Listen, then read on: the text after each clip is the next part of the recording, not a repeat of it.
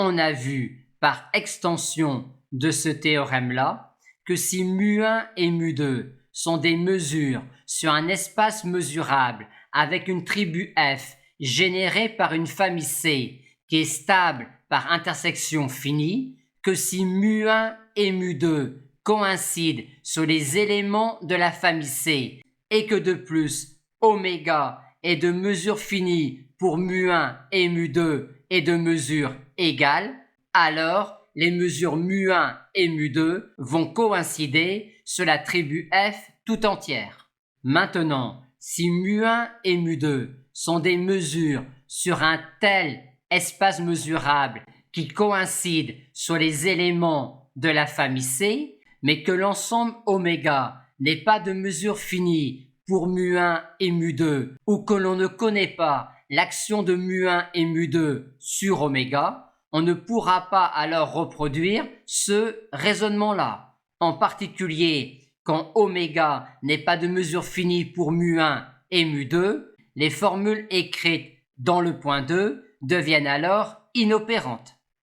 Mais toujours avec un tel espace mesurable, c'est-à-dire avec une tribu F qui peut être générée par une famille C qui est stable par intersection finie,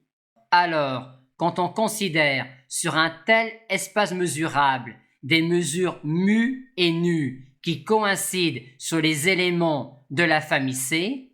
mais avec cette fois-ci un ensemble oméga qui n'est pas forcément de mesure finie pour les mesures mu et nu, on pourra tout de même conclure que les mesures mu et nu coïncident sur la tribu tout entière, si de plus l'ensemble oméga peut être couvert par une réunion dénombrable d'éléments de la famille C et étant de mesure finie. Et pour démontrer ce résultat-là, on va tout d'abord essayer d'appliquer la situation précédente à chacun des ensembles EK munis de la tribu obtenue en intersectant la tribu F avec EK.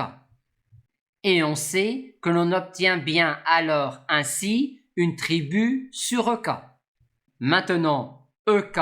appartenant à la famille C et étant de mesure finie, on pourra alors appliquer ce que l'on a déjà démontré pour pouvoir dire que mu et nu coïncident sur cette tribu-là, si on arrive à montrer que cette tribu-là peut être générée par une famille de parties de EK qui est stable par intersection finie, et telle que de plus les mesures mu et nu coïncident sur cette famille-là de parties de EK. Et pour cela, on va considérer cette famille CK-là de parties de EK. Il est déjà clair que mu et nu coïncident sur les éléments de la famille CK, étant donné que l'on a ici un élément de C, C étant stable par intersection finie, et étant donné que mu et nu coïncident sur les éléments de C. Et on va maintenant montrer de plus que cette tribu-là sur EK n'est rien d'autre que la tribu sur EK générée par la famille CK. Et comme par hypothèse, la famille C est stable par intersection finie et que EK appartient à C, il est alors clair que la famille CK est également stable par intersection finie. Par conséquent, dès que l'on aura montré cette égalité-là, on pourra conclure, en vertu de ce que l'on a déjà démontré, que les mesures mu et nu coïncident sur cette tribu-là. Reste donc à montrer cette égalité-là. Cette tribu-là sur EK contenant trivialement la famille CK, on a tout de suite cette inclusion-là. Maintenant, pour montrer l'autre inclusion, il s'agit de montrer que quand on considère un élément de la tribu F, alors F inter EK appartient à cette tribu-là. Il s'agit donc ici de montrer qu'une propriété est vérifiée pour tous les éléments d'une tribu sur oméga. Et pour cela, classiquement, on va considérer l'ensemble des éléments de l'attribut qui vérifient la propriété souhaitée. Et il est clair, vu la définition de ces cas, que C est inclus dans cet ensemble-là. On montre ensuite facilement que cet ensemble-là constitue une tribu sur oméga, et de cela, on peut alors conclure que la tribu F sur oméga générée par C est incluse dans cet ensemble-là, c'est-à-dire que l'on a cette propriété-là pour tous les éléments de la tribu F. Et on peut donc finalement conclure, vu ce que l'on a dit précédemment, que les mesures mu et nu coïncident sur tous les éléments de cette tribu-là. Arrivé là, il nous faut maintenant réussir à en déduire que mu et nu coïncident sur tous les éléments de la tribu F.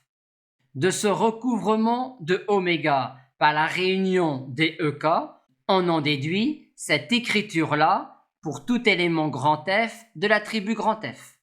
Maintenant, cette écriture-là ne nous permet pas directement d'exprimer la mesure de grand F à l'aide de la mesure de ces ensembles-là. Par contre, à partir de cette écriture-là, on peut écrire grand F comme une réunion d'une suite croissante d'éléments de la tribu grand F. Et la mesure de grand F pour mu ou pour nu est alors, en vertu du théorème de la continuité monotone, la limite quand k tend vers plus infini de la mesure de AK. Or, étant donné que chaque ensemble EK est de mesure finie, on a ici des parties de mesure finie. Et comme de plus, la réunion est également finie, on peut exprimer la mesure de AK à l'aide de mesures d'ensemble de cette forme-là. Par le même type de formule que l'on a sur la probabilité d'une réunion finie d'événements, étant donné que tous ces ensembles-là sont de mesure finie. Or, étant donné que l'on a ici un élément de la tribu grand F, et vu ce que l'on a déjà obtenu sur les mesures mu et nu, on peut dire que mu et nu ont même valeur sur chaque ensemble AK, et que par conséquent, mu et nu ont même valeur sur chaque élément grand F de la tribu grand F, ce qui achève de démontrer que la mesure mu et la mesure nu sont en fait une et une seule mesure sur cet espace mesurable.